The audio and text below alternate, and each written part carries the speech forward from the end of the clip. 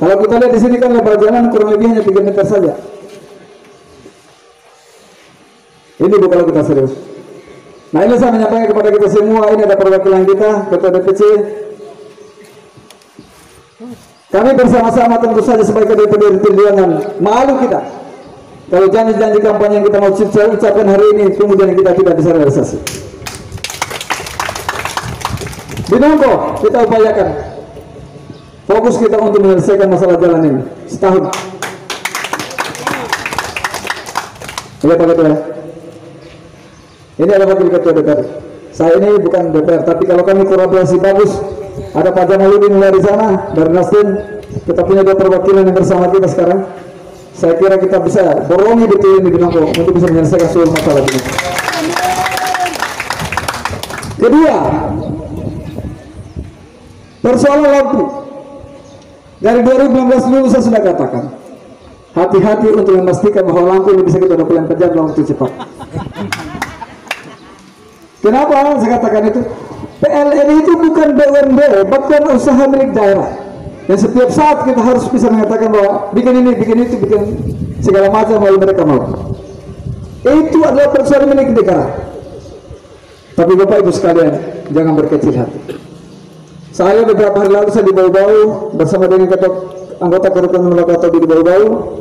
Saya bicara dengan mantan Kepala Rayon Ranting Wakatobi, Pelian Ranting Wakatobi. Saya tanya, Pak Salibahu, Wakatobi itu sebenarnya masalahnya kenapa Binongko itu tidak bisa 24 jam, begitu pula dengan Kalidu. Ada jawaban yang saya bilang, ini kembali kepada keseriusan kita dan fokus kita. Sebenarnya itu bisa saja Pak Liana. Itu tergantung keseriusan Pemda, bagaimana bicara dengan pihak PLN wilayah Makassar, Sulawesi Tenggara dan Sulawesi Barat, wilayah Sulawesi Selatan, Sulawesi Tenggara, Sulawesi Barat, untuk menyepakati supaya bisa 24 jam. Terus saya tanya lagi, kira-kira bagaimana dengan mesin yang sudah kita beli? Jawabannya juga salah satu adalah itu tidak sesuai dengan apa yang diinginkan PLN. Pertanyaannya, kenapa ada anggaran seperti itu tiba-tiba sementara tidak pernah ada perundingan dengan PLN? Ini Bapak Ibu sekalian, saya mengatakan kepada kita semua bahwa saya tidak menjanjikan 100%, tapi 99% PLN di Binongko ini dan Kalilupa insya Allah bisa kita nyalakan 24 jam apapun jalan.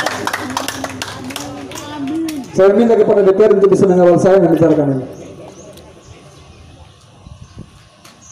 Saya tidak menjanji 100%, tapi 99% saya berkeyakinan untuk bisa menyalakan 24 jam. Entah apapun caranya. Karena masyarakat tentu saja bilang bahwa kita tidak mau tahu caranya seperti apa, yang penting itu bisa dilakukan. Kan begitu ya? Dan saya berhadapan, saya bicara di depan Ketua DPR. Di Wakatobi ini kita hanya 9 kursi, tetapi di DPR kita punya kekuatan besar.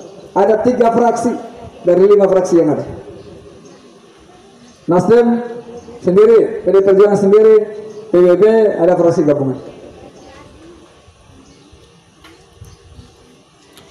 Ketiga, persoalan dasar kita ada namanya kesehatan, ada namanya pendidikan. Ini hak dasar.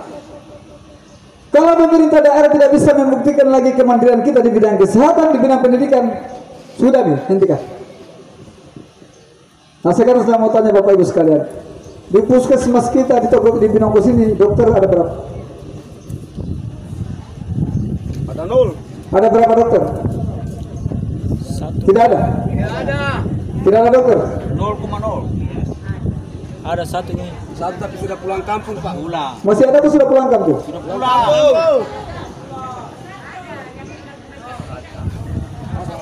Oh ada 1. Masih ada 1. Kadang datang kadang pulang. Ada. Saya menyampaikan Bu, kenapa dikatakan Pak Ketua ini sakit. Beberapa hari lalu di Bangi Selatan ada keluarga kita yang mau melahirkan. Dia datang ke puskesmas karena tidak ada apa-apa di rumah sakit, Ini bahkan beberapa hari lalu karena keluhan masyarakat saya sudah ngomong kemana-mana cerita. Saya sudah kampanye-kampanye tentang ketiadaan dokter ahli kita. Di rumah sakit umum daerah kita juga tidak ada apa-apa lagi. Beliau-beliau ini dengan vaksinasi dan kawan-kawan tiba-tiba mensidak sana. Tiba-tiba datang ke rumah sakit. Ada Pak Haji Arifudin. Memang tidak ada kegiatan apa-apa ya Pak Haji? Cerita sedikit tentang sidang. Jadi saya cerita sedikit tentang rumah sakit kunjungan saya minggu lalu. Jadi rumah sakit Wakatobi kemarin kami dengar isu bahwa ada pasien yang ke rumah sakit ternyata tidak ada pelayanan, UGD tidak ada orangnya. Ternyata orang-orangnya itu telah pindah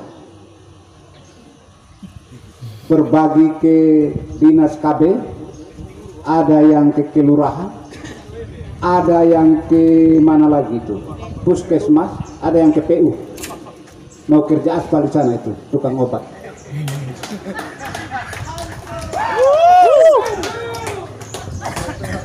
Jadi kita 7 orang, kita kunjungan ke rumah sakit, ternyata tidak ada betul. Yang saya dapat direkturnya ada pada saat itu. Saya cari-cari, saya kira-kira kurang lebih 20 menit saya putar-putar di rumah sakit itu, tiba-tiba muncul direktur. Tidak tahu munculnya dari mana. Ada. Jadi pada saat itu rumah sakit sampai kami dipersilakan, tidak ada, kita tidak masuk ke ruangannya, duduk di teras.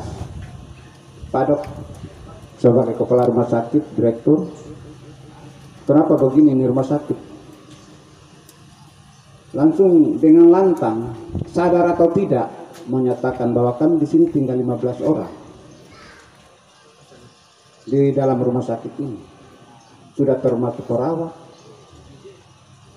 staf dia punya staf, bagian tata usaha, sudah termasuk dengan penjaga loket di depan sana. Jadi pelayanan sampai di mana? Akhirnya pasien itu lari ke klinik. Tidak ada orang di dalam. Jadi rumah sakit itu, kalau kita mau bilang dengan gedung mewah, tapi apakah itu bisa menyembuhkan masyarakat atau orang sakit dengan gedung yang mewah itu? Tidak. Manusianya, saya kira